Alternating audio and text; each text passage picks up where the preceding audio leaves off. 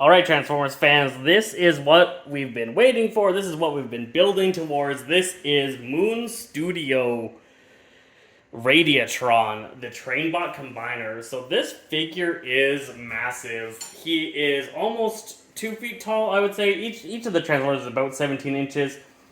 With the train forms, not quite so, or with the reduced train forms. So yeah, almost 2 feet tall, just shy of. This guy is awesome. He is a fantastic figure. He is huge. He is quite large. He's larger than my entire forearm. Just a beast. He looks really good. He's a little bit wobbly. You can see that, but he doesn't fall over. I've had him displayed for a couple weeks now at this point, and I haven't had any falling over issues. There's a couple of, like, as you move past, he does wiggle a little bit, but he is pretty stable. And that includes when posed. So we'll take a little look at what he can do. His wings here, I feel, get in the way of a lot of posability. You can twist them back a little bit, but then they start to just pop off. So that is something to watch for. You'll probably end up just taking them off if you're doing some intense poses. The arms rotate all the way around, so we got 360 arm, really good ratchet. It can hold itself up really well. There is solid ability. It can even hold the weapon just fine, which is great for combiners. Some combiners have weak joints there and aren't actually able to do the full level of posability, but this guy definitely can. We've got ourselves a elbow twist, full 360 there. There is the elbow joint on a double ratchet to be able to get a nice view there, or nice posability there. The hands are fantastic. There is a trick to the hands. There is, when you're putting the hands in, it doesn't feel like it can lock in properly, and you might be finding that your hands are popping out. What you need to do is you need to take that little tab and you need to press down on it and push the two things to the side while pressing down, and eventually you will be able to push that little tab inwards, and that will keep the hands nice and stable. No worry about popping them off. So definitely an issue I was having in my transformation videos and my review videos. I figured out the result of that, so definitely a nice trick to figure out. A thing to note here, his chest, if we take off this magnetized little thing here, which is a nice way to cover up a bunch of junk, there are some tabs here and some tabs over here that can release, and you can start to lose the arms. They'll start swinging outward. You need to be very careful about tabbing that in, and there's a lot of pressure going on these two tabs here, as well as the two tabs underneath. So just be aware that you, as you're working with it, give it plenty of support. You don't want to put too much stress on those locations, because you could end up getting some plastic wear, and that's not what we want. So it is a figure. It takes coordination to move him around. You need to hold on to parts of him to be able to get your posing, but he is quite posable. Lots of options. There is a excellent, let's get back here, twist. Oh, pop that right off. As I said, you have to get nice and stable. So nice torso twist. His flaps can flap up and be able to give you that full forward leg. His knee is really stable as well, really good. There isn't much ankle tilt. There's a very, very slight ankle tilt, but he can be posed pretty well. And look, despite him being wobbly, I put him into a usually pretty hard to get pose, especially with how much girth is behind this figure, and he is not falling over. Let's get that back on. That does just pop off. It's magnetic. There is no tabbing or anything. It doesn't stay on too good. I would have liked it if they had something that could tab and lock in a little bit, but I haven't really been able to figure out anything. Maybe if you flip those out. No, there's nothing there. Nothing I can see to be able to get that to stay on better than just with magnets. So yeah, you can get wide poses, the forward poses, side poses. The legs have the full posability that the figures did. If you missed the figure videos, go check those out to be able to see all of that. This guy is a lot more work to get into those poses, of course, because you're dealing with just so much plastic, so much weight, and so many pegs. Lots of things are pegged together here, and you gotta be a little bit careful. As you're moving him about, you're likely to unpeg some things, and just be aware of what you've unpegged and if that is a critical peg or not. As I said, some of the ones in the chest are pretty critical. There's ones all around this hips area, I guess stomach area, that can unpeg pretty commonly, but don't really affect too much, and you can't really tell that they're unpegged. So not too bad. That's probably not very viewable there. That came up.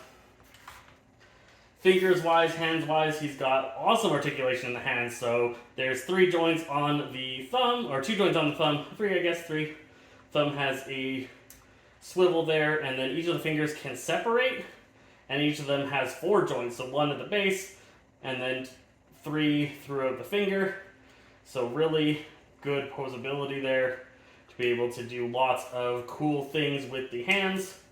You can have him grab another smaller figure and hold them up and really feel like it is powerful. It scales well. If you get little Legends figures, you can pop them in there and have him just be absolutely massive and intimidating.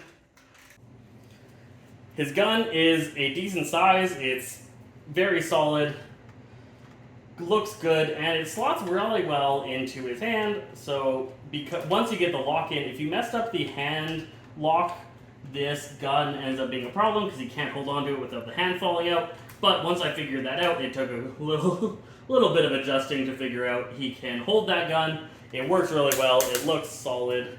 You gotta lock it in place so that it doesn't fall over. But it is a sweet gun. Looks good with him. He can carry it. He can get some good posing because, again, he's got just some solid design goals. You can flop this up, get his other hand grabbing onto that, and have him look like he's an imposing guard blocking off the entrance to Iacon or something along those lines. Just being an awesome Radiatron raid bot. I am loving it. So that's looking pretty sweet there. Look at that with that gun. Awesome.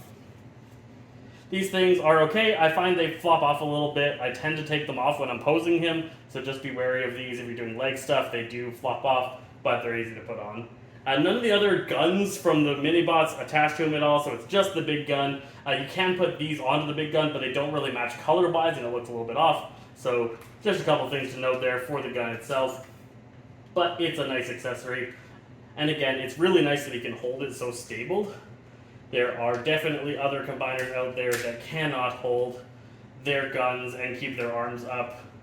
And I always am disappointed when that is the case because just not very good. Like, Poseidon is a huge problem with that. I can't tend to put his guns in his hands without them falling all over the place.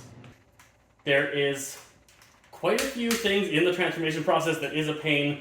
There was a little bit of the combining process that was a pain, these arm sections to be able to get them in, a really bit of a pain getting the legs and stomach section attached to the chest section, but overall, I think transforming into combine mode was probably easier than transforming just this guy into his different forms, so that's nice. He's pretty standard combiner. Doesn't do anything like outrageously well, but I think he's just very solid compared to my other combiners. Like I've got the Unique Toys Bruticus, I've got Guardian, I've got Orden, Poseidon, I've got Toy World Devastator over there. This guy is probably the most solid of the combiners. He comes together really well. There isn't really parts for me except this thing and the wings. Lots of solid things going on in his design. He poses really well. He has strong joints and strong movement, and he doesn't have anything that I was worried about breaking when I was working with him. I know that was definitely a concern while I was working with our Unique Toys, and sometimes with Orden, there were some parts where it felt like you could break it if you were trying to get it to move. This guy doesn't have that, so definitely an awesome pickup. Let me know what you guys think about this figure. Would this be one that you are going to add into your collection? Have you already added it? I would love to hear about that. Design-wise, really comes together nice and clean. All of the combiners tightened up really well. Just flatten those. There's not a lot of obvious points where the train sections are sticking out. Not a big backpack. Just really, really nice coming together.